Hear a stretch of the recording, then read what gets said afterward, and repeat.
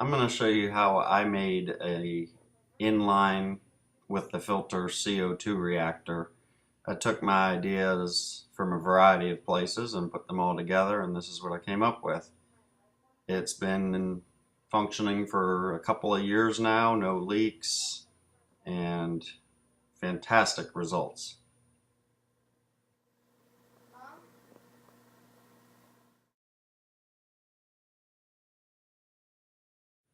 These are the materials that you'll need.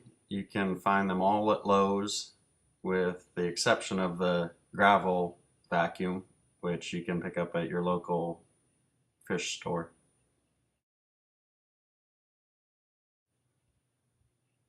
Let's get started. So the Aquarium gravel vacuum tube is 1.5 inch inside diameter. So we're using 1.5 inch outside diameter, obviously schedule 40 PVC. And then we're just using all the reducers that we have to get down to eventually the compression fitting that will fit to the Fluval filter hose.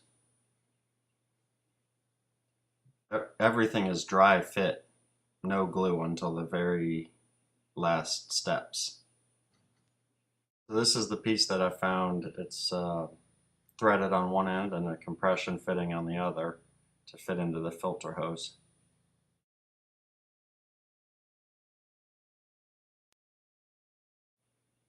And then this is what you want to end up with. Next, you'll go ahead and mark your 1.5 inch PVC, maybe about an inch down.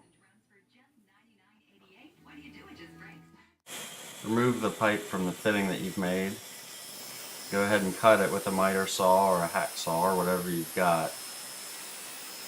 And then you're going to repeat the process so that you end up with 2 identical pieces of 1.5 inch PVC pipe. Assemble everything dry fitted without glue, with the Aquarium vacuum tube in between your 2 fittings that you've made.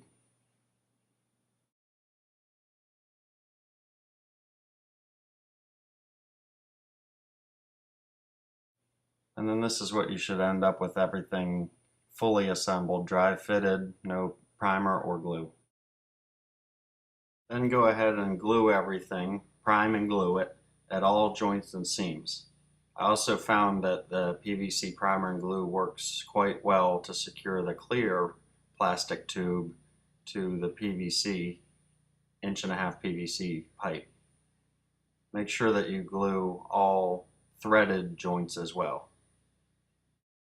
Next, mark a hole location into the first fitting so that when you drill, you'll end up drilling through the first fitting and through the 1.5 inch PVC pipe.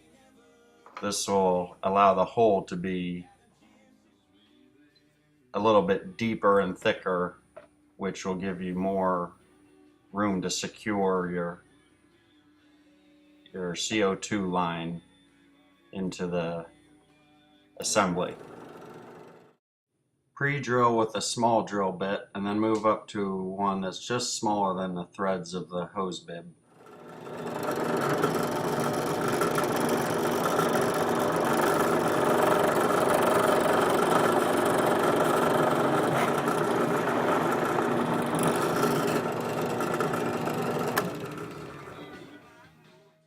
Then take the brass hose bib and screw it into the hole that you've drilled.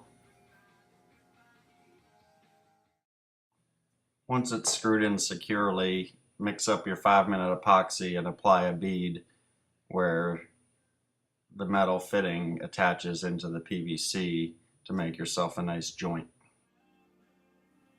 Now you're done, you're ready to paint. I chose a matte black so that it would blend into the workings of my fish tank. I masked off the clear tube with packaging tape because that's all I had, or at least all I could find. I do not recommend this, as the adhesive was a royal pain in the ass to get off of the clear tube. use painter's tape.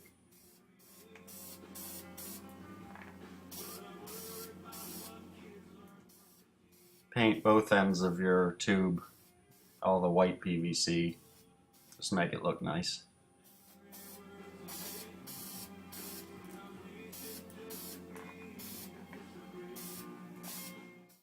This is your finished product once it's dried. Looking back, I would recommend not masking over the purple primer areas so that they would be covered with black as well. Then you can attach your filter line to both ends of the reactor. Install it vertically in your aquarium stand using the 2.5-inch PVC pipe hangers. Then attach your CO2 line to the brass hose bib. And that's it, you're ready to go.